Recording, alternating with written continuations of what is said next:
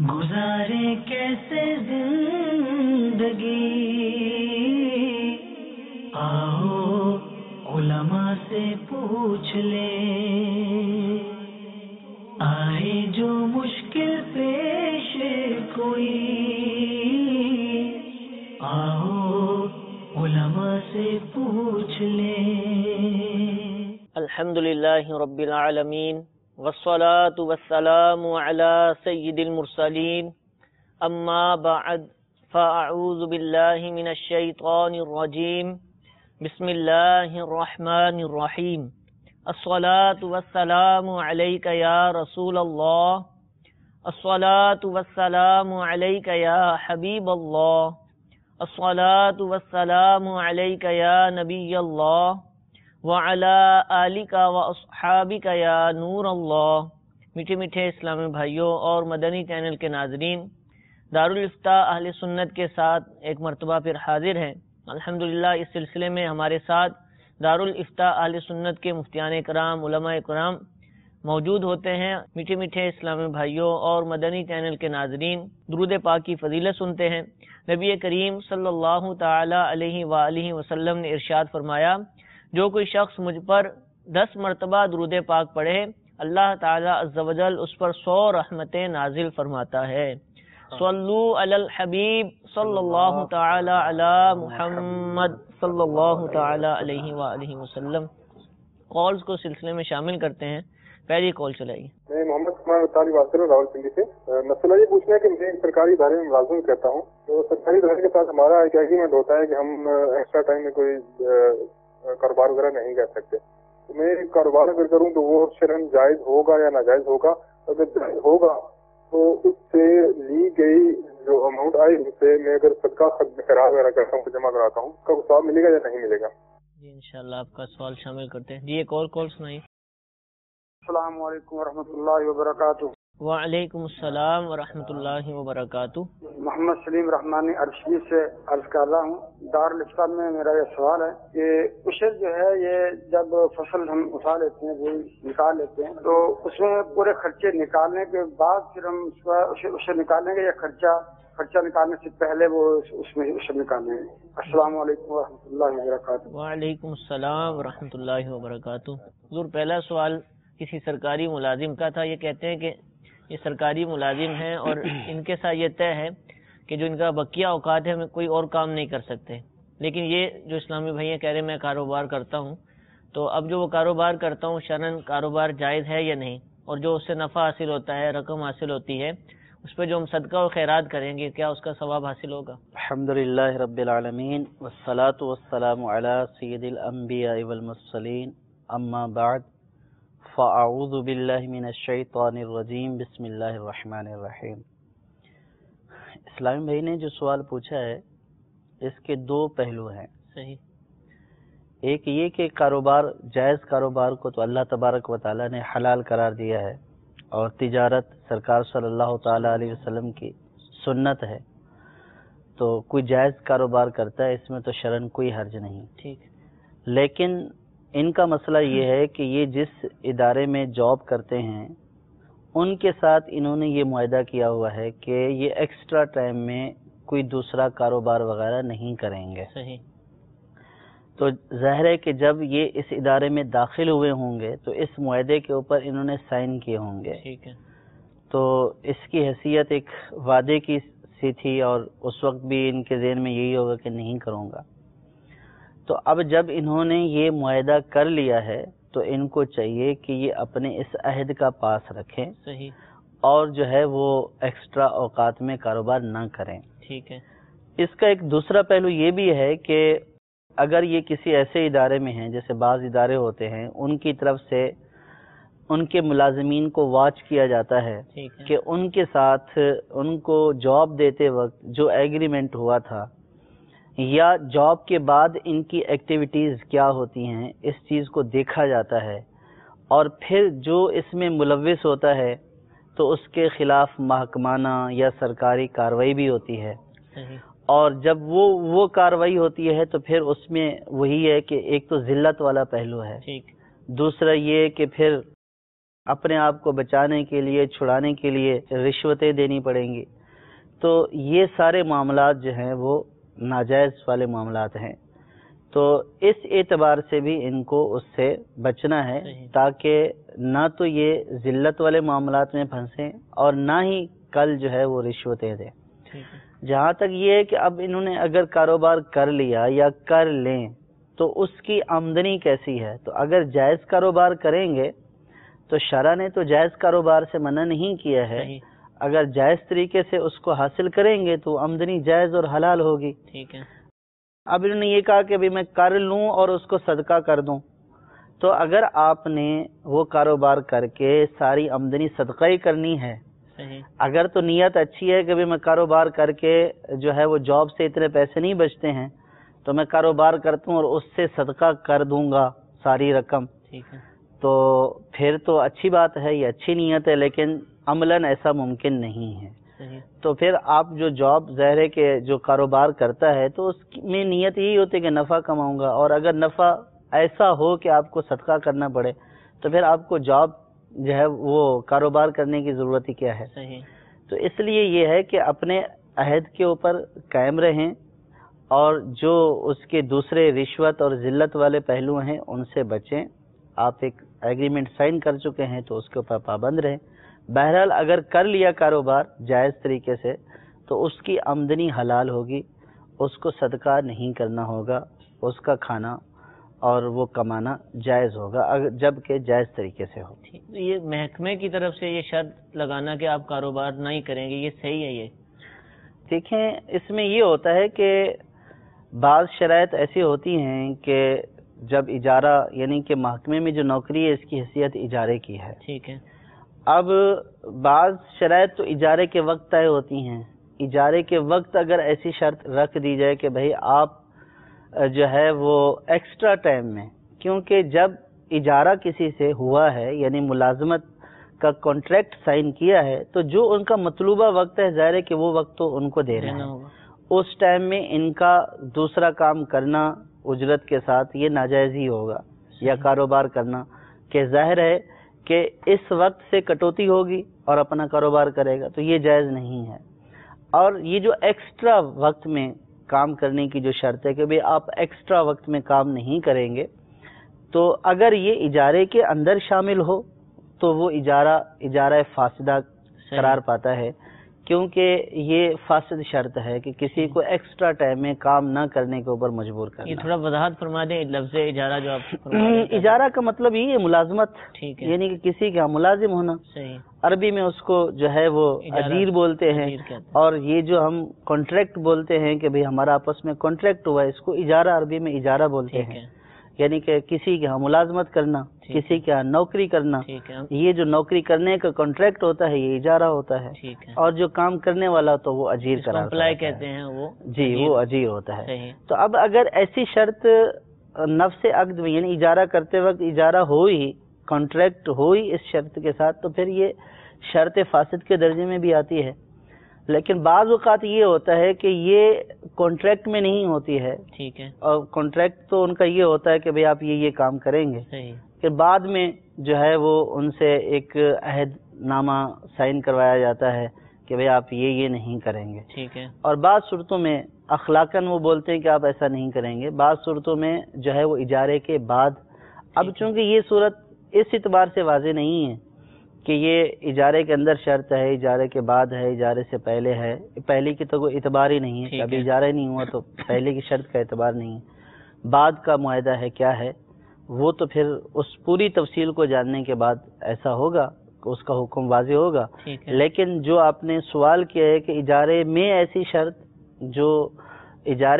شرط کہ کسی کو ایکسٹرا وقت میں کسی بات کا پابند کرنا کہ بھئی آپ ہمارے نوکری کریں گے تو آپ یہ نہیں کریں گے، یہ شرط فاسد ہے اور اس سے اجارہ بھی فاسد ہو جائے. تو اب یہ جو اسلامی بھائی ان کا جواب تبھی مکمل ہوگا کہ یہ اپنی وضاحت کریں. ظاہر ہے کہ یہ جو ہے جو ان کا ایک پورا طریقہ کار ہوتا ہے، کسی خاص شخص کے بارے میں کوئی حکم بتایا نہیں جا سکتا کہ جو انہوں نے کیا ہے جائز کیا یا ناجائز کیا ہے. تو وہ جو ان کا جو کانٹریکٹ ہوتا ہے اس کو دیکھا جائے گا، پھر اس کے بعد دیکھا جائے گا کہ اس کی حیثیت کیا ہے، شرط والی حیثیت ہے یا وعدے والی حیثیت ہے، بعد کی بات ہے، کیا ہے، اس کے بعد ہی اس کا حکم ہے۔ بہرحال کاروبار کرنا جائز ہے اس اعتبار سے خلافی یا شرط والا معاملہ دیکھیں اس میں وہ والی ہے نا کہ ایک قانونی اعتبار سے ٹھیک ہے، وہ ان کو جو مشکلات ہوں گی، رشوت والا پہلو ہے، ذلت والا پہلو ہے، قید ہو جانے والا پہلو ہے، اس اعتبار سے ان کو منع ہی کیا جائے گا۔ لیکن اگر کر لیا ہے یا کریں گے تو اس صورت میں جو کمائیں گے اس کو حرام نہیں بولیں گے، وہ حلال ہی ہوگا، وہ حلال ہی کہلائے گا۔ جزاک اللہ۔ محمد سلیم رحمانی بھائی کشمیر سے عشر کے حوالے سے پوچھ رہے ہیں کہ جو فصلوں کی پیداوار کے اوپر جو زکوٰۃ لی جاتی ہے عشر، یہ کس طرح لی جائے گی؟ یعنی جو اخراجات ہوئے ہیں پیداوار پر ان کو مائنس کرنے کے بعد لی جائے گی یا وہ پلس کر کر ہی وصول کیے جائیں گے؟ یعنی اخراجات کاٹے جائیں گے پھر اس کے بعد وصول کیا جائے گا۔ اس میں جو فقہا نے بیان کیا ہے وہ یہی ہے کہ عشر کل پیداوار کے اوپر لیا جائے گا، یعنی جتنی بھی پیداوار ہوئی ہے اس سے جو زراعت کے اخراجات ہیں، جو کٹائی کے ہیں، جو دیگر اخراجات ہوتے ہیں زراعت کے، اور جو ہے وہ تھریشر وغیرہ کرنے کے ہیں، ان اخراجات کو پہلے نہیں کاٹا جائے گا، بلکہ جو ٹوٹل فصل ہے اس ٹوٹل فصل کے اوپر جو ہے اس کا عشر یا نصف عشر جو بھی بنتا ہوگا وہ وصول کیا جائے گا۔ ٹھیک ہے، یہ اخراجات بعد میں اب آپ کی جو فصل ہے اس کے اندر آپ کر سکتے ہیں۔ جزاک اللہ۔ مزید کالز کو شامل کرتے ہیں۔ صلو علی الحبیب صلی اللہ تعالی علی محمد۔ السلام علیکم ورحمۃ اللہ وبرکاتہ۔ وعلیکم السلام ورحمۃ اللہ وبرکاتہ۔ قادر پرام ملتان سے محمد شمول رضا اطاری عرض کر رہا ہوں۔ عشر کے حوالے سے میرا سوال ہے، عشر کن کن فصلوں کا ہوتا ہے؟ ہمارے یہاں ٹرینڈ صرف گندم کا ہی ہے، کیا باقی فصلوں کا بھی عشر ہوتا ہے جس میں آم ہیں، باقی پھلوں کے سبزیات ہیں؟ تو عشر گندم کا تو لوگ نکالتے ہیں لیکن باقیوں کا نہیں نکالتے، اس کے حوالے سے شرعی رہنمائی ارشاد فرما دیں۔ السلام علیکم ورحمۃ اللہ وبرکاتہ۔ وعلیکم السلام ورحمۃ اللہ وبرکاتہ۔ جی مزید کال۔ میرا مفتی صاحب سے سوال یہ تھا، مسجد کے اندر مدرسہ پڑھایا جا سکتا ہے، اور یہ بھی کنفرم ہے کہ مسجد کے اندر بچے جو آ رہے ہیں وہ مسجد کا ادب نہیں کر رہے؟ جی انشاءاللہ آپ کے سوال کو بھی شامل کرتے ہیں۔ حضور پہلا سوال شمعون بھائی ملتان سے یہ پوچھ رہے ہیں کہ عشر کن کن فصلوں پر ہوتا ہے؟ جیسے زکوٰۃ کے بارے میں کہ رمضان میں لوگ دیتے ہیں عموماً، تو یہ عشر کا معاملہ ہے کہ جب یہ گندم کی کٹائی کے دن آتے ہیں تو اب یہ عشر کے حوالے سے بڑی یعنی تربیت کے معاملات اور لینے کے معاملات ہوتے ہیں، تو کیا یہ گندم ہی کے حوالے سے ہے یا اور فصلوں پر بھی عشر ہوتا ہے؟ دیکھیں عشر کن کن فصلوں کے اوپر ہوگا، اس کا ضابطہ یہ ہے کہ جو بھی فصل زمین کے منافع یعنی کہ زمین کا نفع لینے کے لیے جو بھی فصل اگائی گئی ہے، کہ اس سے مقصود یہ ہے کہ زمین کا نفع حاصل ہو، تو اس کے اوپر عشر ہوگا۔ ٹھیک ہے، عشر میں یہ سمجھنا کہ صرف گندم کے اوپر ہے یہ درست نہیں ہے، گندم کے اوپر بھی ہوگا، چاول ہے تو چاول کے اوپر بھی ہوگا، مکئی ہے تو مکئی کے اوپر بھی ہوگا، اسی طرح باغات ہیں، آم کے ہیں، جو بھی پھلوں کے باغات ہیں ان کے اوپر بھی عشر ہوگا۔ ٹھیک ہے، ان سب پیداواروں کے اوپر عشر ہوگا، اور اس میں یہ بھی ہوگا کہ اگر فصل سال میں 2 دفعہ ہوتی ہے صحیح، تو اس کے اوپر 2 دفعہ عشر ہوگا۔ کسی زمین پر سال میں 6 مہینے کے حساب سے فصل ہے جی، تو ہر دفعہ ہوگا۔ اگر 3 مہینے بعد ہوتی ہے اور سال میں 3 دفعہ ہوتی ہے ٹھیک ہے، تو اس کا 3 مرتبہ عشر لیا جائے گا۔ تو جو عشر کی شرائط ہیں وہ زکوٰۃ والی شرائط سے ذرا مختلف ہیں۔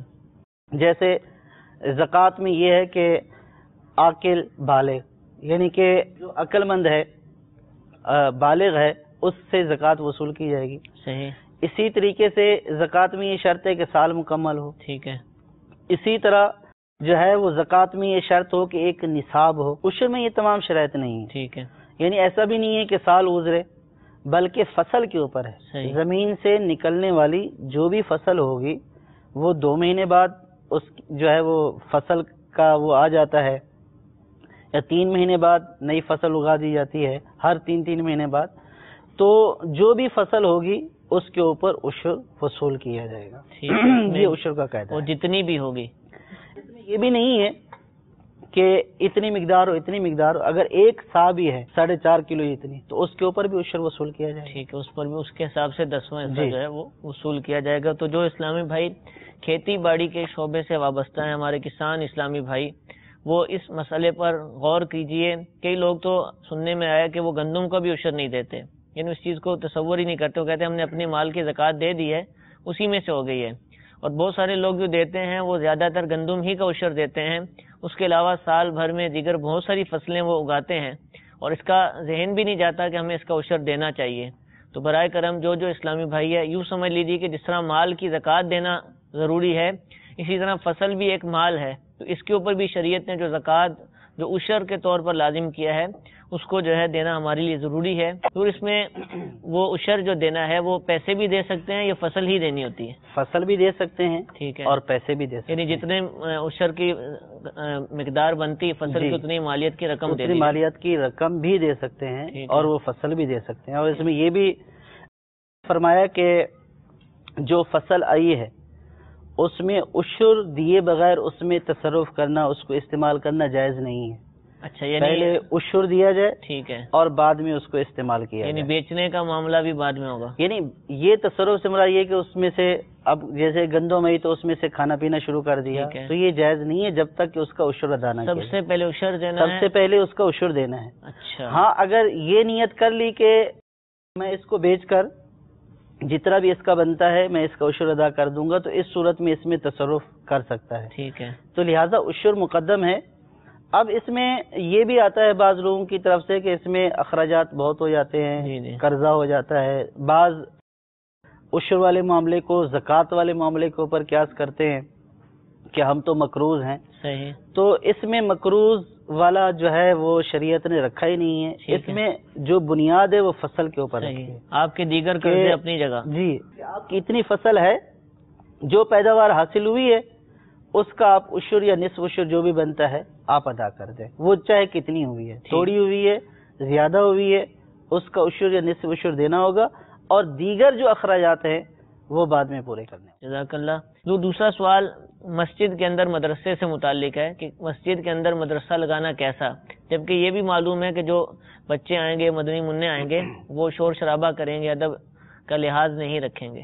مسجد میں مدرسہ لگانا شرائط کے ساتھ جائز ہے, اور وہ شرائط یہی ہیں کہ بچے جو ہوں وہ ایسے نہ ہوں کہ جو مسجد کے ادب کو پامال کریں. صحیح, یا ایسے نہ سمجھ بچے کہ جن کو یہ بھی خیال نہ ہو کہ مسجد میں بیٹھے ہوئے ہوں اور پیشاب وغیرہ سے مسجد کو ملوث کر دیں. ٹھیک ہے, مسجد میں دوڑ بھاگ رہے ہوں. اور ساتھ یہ بھی ہے کہ جو ہے وہ مدرسے کی وجہ سے نمازیوں کو تکلیف نہ ہو. صحیح, یعنی کہ نماز کے ٹائم پہ مدرسہ لگا ہوا ہے, اب نمازی نماز پڑھنے کے لیے آئے ہوئے ہیں تو مسجد کا ایک حصہ جو ہے وہ ڈسکوں سے بھرا ہوا ہے. صحیح, تو لوگوں کو نماز پڑھنے میں تکلیف ہو رہی ہے, یہ شور شرابہ ہو رہا ہے, شور شرابہ ہو رہا ہے, تو نمازیوں کو تکلیف نہ ہو, نمازیوں کے لیے جگہ نہ گھیریں. اگر یہ ساری شرائط پائی جا رہی ہیں تو پھر مسجد میں مدرسہ لگایا جا سکتا ہے. ٹھیک ہے, لیکن اگر نمازیوں کو تکلیف ہوتی ہو, بچے جو ہے وہ مسجد کے ادب کا خیال نہ کرتے ہوں اور ان کی وجہ سے مسجد کے جو ہے وہ نجاست سے ملوث ہو جانے کا اندیشہ ہو, تو پھر ایسی صورت میں ایسا مدرسہ نہیں لگایا جائے گا. ٹھیک ہے, مسجد کے ادب کو بہر صورت جو ہے وہ مقدم رکھا جائے گا اور نمازیوں کو مقدم رکھا جائے گا, اور جو یہ مدرسے والی ضرورت ہے وہ کسی اور جگہ بھی پوری کی جا سکتی ہے. صحیح, اگر ان شرائط کے ساتھ مدرسہ جو ہے وہ مدرسہ مسجد میں پڑھایا جاتا ہے تو اس کے لگانے میں کوئی حرج نہیں ہے. عموماً جو ہے نا وہ بچے ہی مدرسوں میں آتے ہیں جو عصر کے بعد یا فجر کے بعد امام صاحب وغیرہ قاری صاحب پڑھاتے ہیں. اب عموماً جگہ ہوتی بھی نہیں ہے, مسجد ہی ہوتی ہے علاقے کے اندر, بچے بہت چھوٹے ہوتے ہیں اور بھاگ دوڑ بھی کرتے ہیں. اب کیا کیا جائے؟ دیکھیے, اس میں یہ ہے کہ اب ضروری نہیں ہے کہ اگر فرض کیا کہ مسجد ہی ہے ادھر ہی پڑھوانا ہے. پہلی بات تو یہ ہے کہ اگر وہی جگہ ہے تو جو مدرسے کا نظام ہے اس کو مضبوط بنایا جائے. ٹھیک ہے, وہاں پہ قاری صاحب, ناظم صاحب جو بچوں کو کنٹرول کرنے والے ہوں وہ کم از کم وہاں پہ موجود ہوں. صحیح, یعنی اب اس میں دو چیزیں آ رہی ہیں. ایک چیز تو یہ آ رہی ہے کہ جس کو لایا جا رہا ہے وہ ایسا ہے ہی جو ہے وہ یعنی شعور رکھنے والا نہیں ہے, وہ ڈر کی وجہ سے بیٹھا تو رہے گا. صحیح, لیکن ہو سکتا ہے کہ پیشاب وغیرہ کے معاملے میں جو ہے وہ کنٹرول نہ کر سکے. تو ایسا بچہ کہ جس کو اتنا بھی نہ پتہ چلے کہ وہ مسجد میں بیٹھا ہوا ہے اور یہ جو کام وہ کر رہا ہے مسجد کے آداب کے منافی ہے, تو اس بچے کو تو مسجد میں آنے نہیں دیا جائے گا. اور دوسرا یہ کہ بچہ سمجھدار ہے, اب اس سے اندیشہ ہے شور شرابے کا، بھاگنے دوڑنے کا، تو اس صورت میں جو انتظامیہ وہ اس کو کنٹرول کرے، اور اگر وہ اس کو کنٹرول کر لیتی ہے تو لگانے کی اجازت رہے گی۔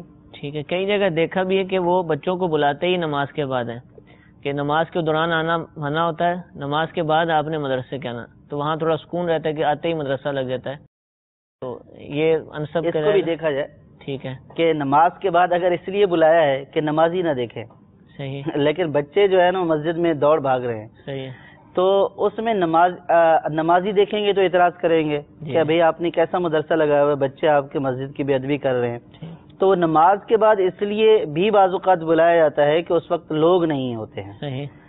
اب اس میں اس بات کو مد نظر رکھنا چاہیے، لوگ ہوں یا نہ ہوں، ٹھیک ہے، اللہ تبارک و تعالیٰ کے گھر کا ادب تو بہر صورت ملحوظ خاطر رکھنا ہے۔ ٹھیک ہے، تو اب اگر اس لیے بلایا، یہ نیت ہے کہ بچے پہلے ہوں گے، یعنی نماز کے اوقات میں ہوں گے، جگہ کم ہو جائے گی، یہ بھی ہو سکتا ہے کہ اس وقت کوئی کنٹرول کرنے والا نہ ہو تو چلو بعد میں بلا لیا، اس ٹائم جو ہے وہ کنٹرول کرنے والا تو موجود ہوتا ہے تو اس وقت مدرسہ شروع ہو گیا، یہ والی صورت تو درست ہے۔ ٹھیک ہے، اگر اس لیے بلایا کہ اگر نماز سے پہلے بلائیں گے تو لوگ دیکھیں گے جو ہے وہ ان کا دوڑنا بھاگنا، تو لوگ اعتراض کریں گے، کون جواب دے ان کو، تو لہٰذا ان کو نماز کے بعد ہی بلاؤ۔ صحیح۔ اب نماز کے بعد مسجد کے دروازے بند کر دیے، لیکن اندر جو ہے وہ بچے مسجد میں شور شرابہ غول گپاڑا کر رہے ہیں، تو اس کی تو پھر بھی اجازت نہیں ہے، چاہے نماز کے بعد بلائیں یا نماز سے پہلے بلائیں یا فجر کے اوقات میں بلائیں، یعنی 8 سے 1 بجے تک مدرسہ لگائیں کہ لوگ نہیں ہوتے، تو اس میں لوگوں کا اس اعتبار سے کوئی لحاظ نہیں رکھا جائے گا، مسجد کے ادب کا بہر صورت لحاظ رکھا جائے گا۔ ٹھیک ہے، جزاک اللہ۔ امید ہے کہ جو اسلامی بھائی اس مسئلے کو سمجھ رہے تھے، سن رہے تھے، ان کو اس کی معلومات اچھے انداز سے حاصل ہو گئی ہوں گی۔ مزید کالز کو سلسلے میں شامل کرتے ہیں۔ صلو علی الحبیب صلی اللہ تعالی علی محمد۔ محمد ناصر اتاری حسن ابدال سے، مفتی صاحب سے میرا سوال ہے کہ یہ جو ہم پیسوں کی کمیٹی ڈالتے ہیں کیا یہ جائز ہے کہ نہیں؟ السلام علیکم ورحمۃ اللہ وبرکاتہ۔ وعلیکم السلام ورحمۃ اللہ وبرکاتہ۔ جی مزید کالز۔ تقیر بات کر رہا ہوں سردار آباد سے۔ میرا سوال یہ ہے کہ اگر آپ کسی کا بیٹا یا بیٹی لیتے ہیں تو کیا ولدیت میں اپنا نام لکھا سکتے ہیں؟ جی انشاءاللہ جواب دیتے ہیں۔ ایک اور کال سنائیے۔ صاحب میرا سوال یہ ہے کہ جس طرح 5 وقتہ نماز میں صفوں کی درستگی لازم ہے، کیا اسی طرح نماز جنازہ میں بھی صفوں کی درستگی لازم ہے؟ السلام علیکم ورحمۃ اللہ وبرکاتہ۔ وعلیکم السلام ورحمۃ اللہ وبرکاتہ۔ محمد ناصر بھائی حسن ابدال سے پوچھ رہے ہیں کہ کمیٹی جو ڈالتے ہیں رقم کی، یہ جائز ہے؟ بی سی بھی کہتے ہیں اس کو۔ کمیٹی بی سی ڈالنا تو جس طرح مروج ہے وہ تو جائز ہے، ٹھیک ہے، کہ اب ماہانہ آپ دیتے رہیں گے اور پھر جو ہے وہ نام نکل آئے گا، اور جب آپ کی باری آ جائے گی نام نکل آئے گا تو آپ کو وہ آپ کی رقم دے دی جائے گی، اس میں تو کوئی حرج نہیں ہے۔ لیکن فی زمانہ جو ہے وہ کمیٹیاں جو ڈالی جاتی ہیں اس میں بہت ساری ناجائز صورتیں بھی آ گئی ہیں، اگرچہ کہ وہ پیسوں کی کمیٹیاں ہوتی ہیں۔ تو کمیٹی کا طریقہ کار کیا ہے؟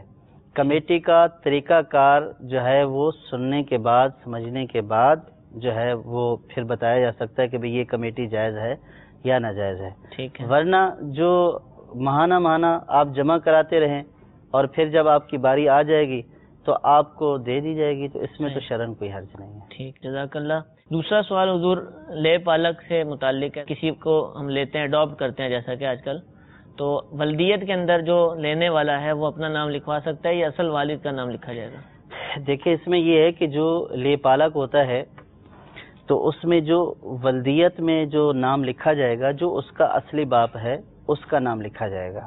صحیح۔ جو اس کو پالتا ہے وہ اس کا اصلی باپ نہیں ہے۔ ٹھیک ہے، جو اس کا نسب چلے گا وہ اصلی باپ سے چلے گا۔ یہ جو پالنے والا ہوتا ہے یہ ایک طرح کا سرپرست ہوتا ہے جو اپنی اولاد نہ ہونے کی وجہ سے یا کسی وجہ سے پال رہا ہوتا ہے۔ تو اس کی بہت سارے لوگ جو ہے وہ کسی کا بچہ لیتے ہیں تو بچہ لے کر جو ہے وہ اس کو اپنے نام سے اس کی ولدیت جو ہے وہ مشہور کر دیتے ہیں اور وہ انہی کا بیٹا جو ہے وہ مشہور ہو جاتا ہے۔ تو شرعاً یہ جائز نہیں ہے، بلکہ حدیث پاک میں ارشاد فرمایا کہ جو اپنے آپ کو کسی اور کی طرف منسوب کرے، اپنے والد کے علاوہ کسی اور کی طرف منسوب کرے تو اس پر اللہ، فرشتوں اور تمام لوگوں کی لعنت ہے۔ تو اس لیے جو حضرات بچے گود لیتے ہیں تو ان کو چاہیے کہ ولدیت کے خانے میں وہ ان کے اصلی والد کا نام لکھوائیں، ولدیت کے خانے میں اپنا نام نہیں لکھوائیں۔ اور پھر یوں بھی ہو جاتا ہے کہ جب بڑا ہو جاتا ہے ڈاکومنٹس میں وہ سارا جو ہے وہ گود لینے والے کا نام ہوتا ہے، پھر اور زیادہ مشکلات پیدا ہو جاتی ہیں۔ یعنی ایک تو شرعی حوالے سے خرابی کہ اپنے آپ کو وہ اس طرف منسوب کر رہا ہے کہ جو اس کا نسبی والد ہی نہیں ہے، صحیح، اور دوسرا پھر بعد میں پریشانی بھی ہو جاتی ہے۔ ٹھیک ہے، تو اس لیے شریعت کے حکم کو ملحوظ خاطر رکھتے ہوئے جس کا بیٹا ہے اس کی ولدیت کے خانے میں اسی کا نام رکھا جائے۔ ہاں اگر اس کو شوق ہے کہ اس کا نام آئے تو سرپرست کا ایک خانہ ہوتا ہے ڈاکومنٹس میں بھی، یہ اس کا سرپرست ہے، تو سرپرست کے خانے میں اپنا نام لکھ سکتا ہے، ولدیت میں اپنا نام نہیں لکھ سکتا ہے۔ پھر بعض جگہوں پر تو ولدیت لکھنی ہی ہے۔ اب بعض دفعہ ایسا ہوتا ہے کہ آج کل بدقسمتی ہے کہ لوگ بچے پھینک کے چلے جاتے ہیں، واقعات آتے ہیں اور اداروں کے لوگ اٹھا لیتے ہیں اور پھر وہ کسی نہ کسی کے حوالے کر دیتے ہیں۔ اب ولدیت کا پتہ ہی نہیں ہے، کیا کیا جائے؟ تب بھی اس میں یہ ہے کہ اگر اس کی ولدیت کا علم نہیں بھی ہے تب بھی اس کو اپنی طرف منسوب کرنا جائز نہیں ہے کہ یہ اس کا حقیقی والد نہیں ہے۔ ٹھیک ہے، تو اس میں علماء نے یہ فرمایا ہے کہ اگر کسی کے والد کا علم نہ ہو، یوں پھینک دیا گیا، تو اس میں عبداللہ لکھ لیا جائے۔ ٹھیک ہے، اللہ کا بندہ، اللہ کا بندہ، یعنی کہ والد کا نام زید ولد عبداللہ، ٹھیک ہے، تو یہ بھی کفایت کر جائے گا۔ صحیح، لیکن بہر صورت اس کا اپنا نام لکھنا اس جہت سے کہ بھئی پتہ نہیں یہ کس کا بچہ ہے، تو یہ اس کا بھی بچہ نہیں ہے، صحیح، تو اس لیے اس کو اپنی طرف تو یہ منسوب ہرگز نہ کرے۔ ٹھیک ہے، عبداللہ جو ہے اس کی ولدیت اس نیت سے کہ کسی اللہ کے بندے کا یہ بیٹا ہے، اس نیت سے عبداللہ اس کا نام جو ہے وہ اس کے ساتھ لکھا جا سکتا ہے۔ اس میں ممکن ہے کہ یہ اندیشہ بھی ہو کہ ولدیت معلوم ہے لیکن اگر اس کی ولدیت ظاہر کر دی اصلی تو کل کو یہ بولے گا کہ میں اپنے والد کے پاس جا رہا ہوں، تو یہ اگر اندیشہ ہو تو اس وجہ سے لوگ روکتے ہوں شاید۔ دیکھیے اس میں تو اس کو تو پتہ ہونا چاہیے نا کہ اس کا کون سا والد ہے، ٹھیک ہے، کیونکہ اس کے اوپر سارا جو ہے دیکھیں شریعت نے جو باپ بیٹے کا رشتہ قائم کیا ہے تو اس میں ایک بہت بڑی حکمت ہے، اس کا ایک نسب کے معاملات سارے اسی کے اوپر ہوں گے، کفاعت جو نکاح میں معتبر ہوتی ہے اس کا معاملہ سارا اسی کے اوپر جو ہے وہ دار و مدار ہوگا، پھر وراثت کے احکام ہوں گے، یعنی کہ کسی اگر اس کے اصلی والد کا انتقال ہو گیا تو پھر وراثت کے احکام ہوں گے، وراثت اس کو ملے گی۔ پھر ظاہر ہے کہ جب اس کا جب بھی والد کا انتقال ہوگا جو اس کا اصلی باپ ہے تو یہ بھی جملہ ورثہ میں سے ایک وارث یہ بھی ہوگا، اور اگر سرپرست کا انتقال ہوتا ہے، اور اگر سرپرست کا یعنی کہ جس کی گود میں ہے تو اب اگر اس کا اس سے کوئی بھی تعلق نہیں ہے تو اس کی وراثت میں اس کو کوئی حصہ نہیں ملے گا، کچھ بھی نہیں ملے گا، اس میں سے کچھ بھی نہیں ملے گا، کیونکہ وراثت کا جو تعلق ہوتا ہے وہ جو قریبی رشتہ دار ذوی الفرائض پھر اسبات، یہ اگر ان میں سے کوئی بھی اس کا نہ ذوی الفرائض میں آتا ہے نہ اسبات میں سے آتا ہے تو اس کو کچھ بھی نہیں ملے گا۔ لیکن اگر اس کا کوئی لنک ہے ایسا کہ جس میں وراثت کا کوئی حصہ اس کو مل سکتا ہے، تو جیسے بعض اوقات جو ہے وہ قریبی رشتہ دار بھی اٹھا لیتے ہیں، یعنی کہ بھائی نے جو ہے نا وہ بھائی کا بچہ لے لیا، بہن نے بھائی کا بیٹا لے لیا، تو اس صورت میں ہو سکتا ہے کہ بعض صورتوں میں جو ہے وہ وارث قرار پائے، تو یوں تو وراثت کا حصہ جڑ سکتا ہے، لیکن اس اعتبار سے کہ جو سرپرست ہے وہ اس کو اپنا بیٹا شمار کرے اور پھر اس کی جائیداد میں سے اس کو بطور وارث حصہ دیا جائے تو یہ جائز نہیں ہے، یہ ہو نہیں سکتا، یہ نہیں ہو سکتا۔ تو وہ جو ہے کہ آپ جو فرما رہے تھے کہ وہ اپنے اصلی باپ کی طرف نہ چلا جائے، اس لیے لوگ یہ چاہتے ہیں کہ بھی ہمارے سے ریلیٹڈ رہے، تو اس کو اپنے اصلی باپ کا علم ہونا چاہیے، اور اگر وہ اپنے اصلی باپ کی طرف جاتا بھی ہے تو اس میں حرج کیا ہے؟ ظاہر ہے کہ وہی اس کا اصلی باپ ہے، یہ اصلی باپ تو نہیں ہے۔ ٹھیک ہے، ہاں جو بیٹا ہے جس کو پالا گیا، پالا پوسا، جس نے جوان کیا ہے، اس کو چاہیے کہ وہ اس کا بھی احترام کرے، اور اپنے جو اصلی باپ ہے اس کے حقوق تو اس کے اوپر ویسے لازم ہے ہی ہے باپ ہونے کی حیثیت سے، ٹھیک ہے، اور بیٹے ہونے کی حیثیت سے جو تعلق ہے، جو شریعت نے ایک دوسرے کے اوپر حقوق لازم کیے ہیں وہ تو ایک دوسرے کے اوپر لازم ہوں گے ہی۔ صحیح. اور یہ بتانا بھی چاہیے. بعض اوقات یہ لوگ نہیں بتاتے ہیں تو اس کا ریئیکشن یہ ہوتا ہے کہ جب بچہ جوان ہو جاتا ہے اور اس کو یہ پتہ چلتا ہے کہ نہیں میرا یہ باپ نہیں، میرا تو وہ باپ ہے، تو وہ اپنے اصلی والدین سے متنفر ہو جاتا ہے. یعنی کہ بعض شیطان جو ہے وہ ذہن میں یہ بات گھسا دیتا ہے کہ دیکھیں کہ جن والدین نے مجھے اپنی شناختی نہیں دی ہے، یعنی شیطان اس کے ذہن میں یہ بات ڈالتا ہے کہ دیکھو کہ میرے والدین نے مجھے اپنی شناختی نہیں دی، چھوڑ دیا مجھے بچپن میں، مجھے چھوڑ دیا، دے دیا کہ جی فلاں پال لے. تو جو والدین مجھے اپنی شناختی نہ دے سکے میں ان کے پاس کیوں جاؤں؟ یہ شیطان اس کے ذہن میں ڈالتا ہے. تو مجھے شناخت اس شخص نے دی ہے، مجھے پالا پوسا جوان اس نے کیا، تو لہٰذا میں اسی کے پاس رہوں گا اور یہ میرا سب کچھ ہے. تو اب جو والد کے حقوق ہوتے ہیں وہ پامال کرتا ہے. والدین بلاتے ہیں، والدہ بلاتی ہے، ان کے پاس نہیں جاتا ہے، ان کی بے ادبی کرتا ہے، کیونکہ اس کو اس بات کے اوپر غصہ ہوتا ہے کہ مجھے کیوں سپرد کیا گیا. تو اگر اس کو اس کے اصلی باپ کی طرف منسوب کیا جائے گا تو اس کو یہ پتہ چلے گا کہ میرے اصلی والدین یہ ہیں اور میری پرورش کرنے والے یہ ہیں. ٹھیک ہے. تو وہ اب بیلنس دونوں میں رکھے کہ ان کی بھی جو ہے وہ دل آزاری نہ کرے کہ انہوں نے پال پوس کر جوان کیا، اور اپنے والد کے حقوق تو اس کے اوپر لازم ہیں ہی ہیں. اور پھر اس میں ایک پہلو یہ بھی ہوتا ہے کہ جن کے ہاں یہ رہ رہا ہوتا ہے یا جن نے ان کی پرورش کی ہوتی ہے تو اس کا چونکہ ان سے کوئی نسبی رشتہ نہیں ہوتا ہے، تو ان کے عزیز و اقارب سے بلکہ خود پرورش کرنے والی جو عورت ہوتی ہے جس کو یہ منہ بولی ماں ہوتی ہے، تو بعض صورتوں میں جو ہے وہ اس سے بھی پردے کے حکام اس کے اوپر لازم ہو جاتے ہیں، کیونکہ کوئی ایسا ریلیشن نہیں ہوتا ایک دوسرے کے بغیر محرم ہوتے ہیں، تو وہ والے احکام بھی لازم ہوں گے. تو اس لیے یہ جو ہے وہ اس کو اصلی والد کی شناخت نہ دینا اور اس کی شناخت کسی دوسرے کی طرف کر دینا اور ان کو بتانا بھی نہ، اس لیے کہ وہ ان کی طرف نہ چلا جائے، یہ بہت زیادہ خرابیوں کا سبب ہے. لہٰذا اس کو اصلی نام ہی اصلی والد کا نام دیا جائے اور اس کو بتایا جائے کہ یہ آپ کے اصلی والدین ہیں اور یہ انہوں نے اپنے شوق کی وجہ سے آپ کی پرورش کی ہے. حضور آپ نے اب توجہ دلائی، وہ جو پالنے والی عورت ہے جس کو ماں کہتا ہے، وہ اس کے لیے اگر اجنبیہ ہے، کوئی رشتہ داری نہیں ہے اس کے ساتھ پہلے سے، تو اب جب یہ بڑا ہوگا، بالغ ہوگا، جوان ہوگا، تو ایک گھر میں رہنا اس طریقے سے، یہ دیکھیں یہ سارے مسائل ہیں جو شریعت کے مسائل ہیں پردے وغیرہ کے، وہ تو سارے مسائل لازم ہوں گے. ٹھیک ہے. صرف کسی عورت کو ماں کہہ دینے سے تو وہ ماں نہیں ہو جاتی ہے، بہن کہہ دینے سے وہ بہن والا رشتہ قائم نہیں ہو جاتا ہے. ٹھیک ہے. تو وہ جو شرعی اعتبار سے جو ان کا غیر محرم ہونے والی صورت رہے گی اور اس کے جو احکام رہیں گے وہ سارے کے سارے احکام ثابت ہوں گے. تو اس لیے جو ہے وہ بچہ لیتے وقت، بچے کی پرورش کرتے وقت ان ساری چیزوں کو مد نظر رکھنا چاہیے.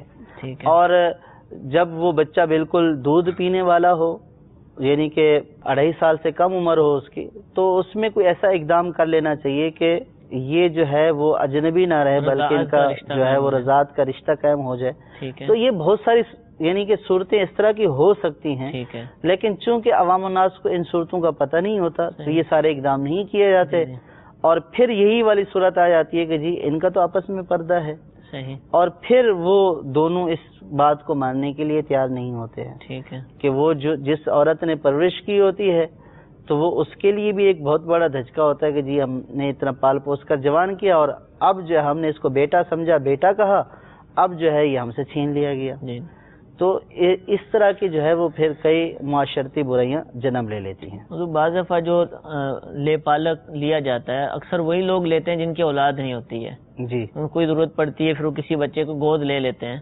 اب وہ بچہ پالتے بھی ہیں، ساری عمر وہ ساتھ رہتا ہے، پھر جس طرح اصل بیٹا ہوتا ہے کاروبار میں شریک ہوتا ہے، بچہ بھی لگا ہوا ہے، محنت کر رہا ہے، بلکہ اس کی وجہ سے بھی جو ہے بعض دفعہ ہوتا ہوگا کہ کاروبار میں اضافہ ہوتا ہوگا. اب جب وہ انتقال کر رہا ہے اور آپ فرما رہے ہیں کہ اس کو وراثت میں کچھ بھی نہیں ملے گا، لوگ بھی سمجھ رہے ہیں کہ اس کا بیٹا ہے، اور بالکل جس طرح ہم حقیقی بیٹا ہوتا ہے، اب اس کا کوئی اور وارث بھی نہیں ہے بظاہر، تو اب کیا کرے؟ اس کا اتنا سارا مال ہے، اس کو آپ کہہ رہے ہیں کچھ بھی نہیں ملے گا. اس میں تو نہ آپ دلا سکتے ہیں نہ میں دلا سکتا ہوں. میں تو وہ احکام بیان عرض کر رہا ہوں جو شریعت کے احکام ہیں. یعنی کہ وراثت کا جو تعلق ہوتا ہے وہ وارث ہونے کی حیثیت سے ہوتا ہے، ٹھیک ہے، اور وہ وارث ہونے کی حیثیت ہی سے جو ہے وراثت کا حقدار قرار پاتا ہے. جب اس کا کوئی نسبی رشتہ قائم ہی نہیں ہے، وہ وارث ہی نہیں بن رہا، تو اب اس کو حصہ نہیں ملے گا، بلکہ اس کا حصہ لینا اب حق تلفی، یعنی کہ دیگر جو حقیقی ورثاء ہیں ان کی حق تلفی ہوگی. ہو سکتا ہے کہ ول فرائض نہیں ہے تو اسبات وغیرہ جو آپ نے فرمائے تھے وہ تو دیکھیں نا، وہ تو اس صورت میں تو وہ نسب سے کہیں نہ کہیں رشتہ جڑے گا، تو رشتہ دار ہوں گے. اسبات بھی نسب سے جڑے ہوئے ہوتے ہیں نا، یعنی ذوی الفرائض اور اسبات نسبی طور پر جڑے ہوئے ہوتے ہیں. اب بات یہ ہو رہی ہے کہ یہ وہ بچہ ہے کہ جس کا اس خاندان سے تعلق ہی نہیں ہے، ٹھیک ہے، تو یہ اسبات میں بھی شامل نہیں ہوگا، ذوی الفرائض میں بھی نہیں ہے، تو اس کو کہاں سے ملے گا؟ اب اگر یہ لے گا تو ہوگا کیا کہ جو اس کے اصلی وارث تھے، یعنی اس شخص کے جس کا انتقال ہوا، جس نے اس کی پرورش کی، جو اس کے اصلی وارث تھے، یہ ان کو محروم کرے گا. بطور بیٹا فرض کیا کہ یہی ایک منصوب تھا بیٹے کے نام سے. صحیح. اب اگر کسی کا بیٹا ہی ہو اور اس کا انتقال ہو جائے، والدین بھی نہیں ہیں، بیٹیاں بھی نہیں ہیں، بیوی بھی نہیں ہے، تو وہ سب کچھ بیٹے کے پاس آ جاتا ہے. اب یہ بولے کہ چونکہ بیٹا میں تھا، سب کچھ میرے پاس آ گیا، میں اس کا حقدار ہوں، حالانکہ یہ حقدار نہیں ہے. اب یہ کس کے پاس جانا تھا؟ اس کے بھائیوں کے پاس جانا تھا، اس کے بھائیوں کے بیٹوں کے پاس جانا تھا، بھتیجے جو ہیں ان کے پاس جانا تھا. جب یہ حقدار بن گیا تو اس نے جو ورثاء تھے ان کو ان کے حصوں سے محروم کر دیا. تو اس لیے جو ایسی صورتحال سے گزرتے ہیں ان کو خود اس طرح کے شرعی احکام کا لحاظ رکھنا چاہیے. صحیح. انشاءاللہ امید ہے کہ ہمارے اس سوال کے جواب کے ضمن میں کئی لوگوں کا ہو سکتا ہے ذہن بنا ہو کہ وہ والد کا اظہار کرائیں، بتائیں کہ بھی آپ کا والد کون ہے. لیکن وہ یہ اگر سوچیں کہ زمانے والے لوگ جو ہیں وہ باتیں کریں گے کہ اب یہ دیکھیں یہ تو اس کا بیٹا ہی نہیں اتنا سال گزارا ہے، اور بہت سارے تانا زنی بھی ہو سکتی ہے، تو اب اس وجہ سے وہ خاموش رہے، فتنے کی وجہ سے. دیکھیں کوئی اس میں خاموش رہنے والی صورت نہیں ہے. یعنی کہ اگر ایک شخص اپنے جو ہے وہ ولدیت غیر والد کی طرف منسوب کر رہا ہے تو حالانکہ یہ ناجائز ہے، گناہ والی صورت ہے، تو وہ خوش ہے. اور اگر وہ اپنے حقیقی والد کی طرف منسوب کر رہا ہے تو لوگ اگر تانا دیں گے بھی صحیح، تو کس بات کا تانا دیں گے کہ بھئی حقیقی والد وہی تھا، اس نے پرورش کی ہے. یہ تانے 2-4 دن سنے گا لیکن گناہ سے تو بچ جائے گا. یعنی گناہ والی صورت میں لوگ اس سے راضی ہیں تو اس کو اس بات کی اجازت نہیں ہے کہ وہ لوگوں کو راضی کرنے کے لیے اس گناہ کے اوپر قائم رہے، بلکہ اس گناہ کو ختم کرے گا، لوگوں کے تانے سنے گا. اور اگر جو ہے وہ صحیح بات کہتا ہے، لوگ تانے دیتے ہیں تو تانے دینے دیں. آپ دیکھیے نا کہ سرکار صلی اللہ تعالی علیہ وسلم نے حضرت زید رضی اللہ تعالیٰ عنہ، یہ سرکار صلی اللہ تعالیٰ علیہ وسلم کے متبنہ تھے، یعنی سرکار صلی اللہ تعالیٰ علیہ وسلم نے ان کو اپنا منہ بولا بیٹا بنایا ہوا تھا. تو زمانہ جہلیت میں یہ ہوتا تھا کہ جس کو آپ نے منہ بولا بیٹا بنایا ہوا ہے تو جس طرح اپنے بیٹے کی بیوی سے نکاح کرنا جائز نہیں ہے، اور یعنی کہ اس وقت بھی یہ تھا کہ اپنے بیٹے کی بیوی سے نکاح نہیں کرتے تھے، ٹھیک ہے، ان کے ہاں بھی یہ تھا کہ اس سے نکاح نہیں کیا جائے گا. اور وہ اسی طرح اپنے منہ بولے بیٹے کے بارے میں بھی یہی ان کے ایک تصور تھا کہ جس طرح حقیقی بیٹے کی بیوی سے نکاح نہیں ہو سکتا ہے تو اسی طرح منہ بولے بیٹے کی بیوی سے بھی نکاح نہیں ہو سکتا ہے. ٹھیک ہے. تو وہ زمانہ جو ہے وہ جہلیت کے لوگ تھے اور یہ جو ہے وہ رواج چلتا چلا آ رہا تھا. سرکار صلی اللہ تعالی علیہ وسلم نے جب حضرت زید رضی اللہ تعالی عنہ کو اپنا منہ بولا بیٹا جو ہے وہ بنایا تو حضرت زید رضی اللہ تعالی عنہ کا نکاح ہوا حضرت زینب رضی اللہ تعالی عنہا سے، اور ان کی آپس میں نہیں بنی. ٹھیک ہے. تو حضرت زید رضی اللہ تعالی عنہ اور حضرت زینب رضی اللہ تعالی عنہا کے درمیان جدائی ہو گئی. صحیح. اب سرکار صلی اللہ تعالی علیہ وسلم نے حضرت زید رضی اللہ تعالی عنہ کی سابقہ زوجہ جو حضرت زینب رضی اللہ تعالی عنہا تھی ان سے سرکار صلی اللہ تعالی علیہ وسلم نے نکاح فرما لیا. یہ نکاح شرعاً درست تھا، اس میں کوئی حرج نہیں تھا. تو اب جو ہے وہ لوگوں نے اس بات کے اوپر اعتراض کرنا شروع کر دیا کہ دیکھیے محمد صلی اللہ تعالی علیہ وسلم نے اپنے بیٹے کی بیوی سے نکاح کر لیا. تو اللہ تبارک و تعالیٰ نے قرآن پاک میں آیات کا نزول بھی فرمایا. اب ایک طرف لوگوں کی تان تھی اور ایک طرف جو ہے وہ شریعت کے اوپر عمل تھا. ٹھیک ہے. تو سرکار صلی اللہ تعالی علیہ وسلم نے اس کی پرواہ نہیں کی، بلکہ سرکار صلی اللہ تعالی علیہ وسلم نے ان سے نکاح کر کے وہ جو غلط ایک بات ان کے ذہن میں تھی اس کنسپٹ ہی کو ختم کر دیا کہ بھائی جو آپ سمجھتے ہو ایسا نہیں ہے، شریعت محمدیہ صلی اللہ تعالی علیہ وسلم میں یہ ہے. تو سرکار صلی اللہ تعالی علیہ وسلم نے اس کنسپٹ کو ختم کیا اس نکاح کرنے کی وجہ سے. تو اس میں جو آپ فرما رہے تھے کہ لوگ تانا دیں گے، تو جو جائز کام اس طرح کا ہے کہ اس کا خلاف گناہ ہے اور اس کا کرنا اس کے لیے جائز ہے اور اس کے اوپر لازم ہے کہ ایسا کرے. تو اب یہ اس لیے اس سے رکا رہے اور گناہ کے اوپر قائم رہے کہ جس چیز کا کرنا میرے اوپر لازم ہے میں یہ کروں گا تو لوگ تانا دیں گے، تو پھر اس تانے کی پرواہ نہیں کی جائے. ٹھیک ہے حضور. آخری اسی حوالے سے کہ اب ذہن بن گیا کہ ولدیت اصل ہی جو بولی جائے گی، لیکن ڈاکومنٹس کے اندر تھوڑا مشکل ہے. آپ بھی سمجھتے ہیں کہ برتھ سرٹیفکیٹ، پھر اسکول کے اسناد، میٹرک، پھر نوکری کرتا ہے، بہت سارے معاملات ہیں. تو اگر وہ تبدیل کروانے جاتا ہے تو بہت مشکل ہوگی. تو کہتا ہے آئندہ سے لوگوں کے سامنے تو میری ولدیت ٹھیک ہوگی، ڈاکومنٹس کی اجازت اگر مل جائے تو ایسا نہیں. ڈاکومنٹس کی بھی اس طرح کی اجازت نہیں ہے. جن کے نام صحیح ہوتے ہیں ٹھیک ہے ان کے ناموں میں بھی تبدیلی ہو جاتی ہے. جب انہوں نے یو ایس اے جانا ہو تو وہاں کی شہریت لینی ہو تو اسپیلنگ میں بھی فرق آ جائے نا، تو پھر وہاں سے جو ہے وہ آبجیکشن لگ کر آ جاتا ہے کہ بھئی آپ کے اس والے ڈاکومنٹس میں یہ والے اسپیلنگ ہے اور اس میں یہ والے ہیں، اور پھر وہ شروع سے لے کر آخر تک سبھی تبدیل ہونا ہوتا ہے.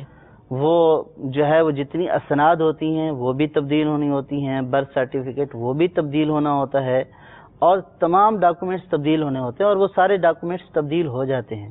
تو ڈاکومنٹس تبدیل کروانا تو کوئی مسئلہ نہیں ہے، اور ایسا بھی نہیں ہے کہ یہ ایسی تحریر نہیں ہے کہ جو ایک دفعہ لکھ دی گئی اب مٹے گی نہیں. تو اس کے باقاعدہ قوانین موجود ہیں کہ اگر آپ کا نام غلط ہو گیا ہے یا آپ نے اپنا نام تبدیل کر لیا ہے تو آپ کو یہ پروسیس کرنا ہوگا، اور اس پروسیس کے بعد آپ کا نام درست ہو جائے گا. تو یہ تو کوئی اتنا بڑا مسئلہ نہیں ہے، اگرچہ کہ ایک مشقت والا کام ہے، اس میں کوئی دو رائے نہیں ہے کہ بہت مشقت والا کام ہے، محنت بھی لگے گی، وقت بھی لگے گا، پیسے بھی لگیں گے. لیکن اس کام کے لیے کہ اگر ولدیت غلط لکھی ہوئی ہے تو اس ولدیت کو بہرحال صحیح کروانا پڑے گا. ٹھیک ہے، جزاک اللہ. حضور آخری سوال، 5 وقتہ نمازوں میں ہم صفیں ٹھیک کرواتے ہیں، ترغیب دلائی جاتی ہے، نماز جنازہ میں بھی ایسا ہوگا؟ جی، نماز جنازہ بھی جو ہے وہ نماز ہے، اس میں بھی صفیں باندھنے کا حکم ہے. ٹھیک ہے. تو جس نماز میں صفیں باندھی جاتی ہیں تو اس میں صفوں کو درست رکھا جائے گا، سیدھا رکھا جائے گا. اس میں بھی یہ نہیں ہے کہ کوئی ادھر کھڑا ہو جائے کوئی ادھر کھڑا ہو جائے. ٹھیک ہے. تو اس میں بھی صفیں بالکل سیدھی صفیں جس طرح عام نماز میں ہوتی ہیں اس میں بھی اسی طرح بالکل سیدھی صفیں رکھی جائیں گی. جزاک اللہ. جو ہم نے مسائل سنے، سیکھے، اللہ تعالیٰ ان کو سمجھنے، ان کو یاد رکھنے، ان پر عمل کرنے کی توفیق عطا فرمائے. ہمارے سلسلے کا وقت ختم ہو چکا ہے. اللہ تعالیٰ ہمیں عمل کرنے کی توفیق عطا فرمائے. آمین بجاہ النبی الامین. صلو علی الحبیب صلی اللہ تعالی علی محمد صلی اللہ علیہ وسلم. گزارے کیسے زندگی، آؤ علماء سے پوچھ لیں. آئے جو مشکل پیش کوئی، آؤ علماء سے پوچھ لیں.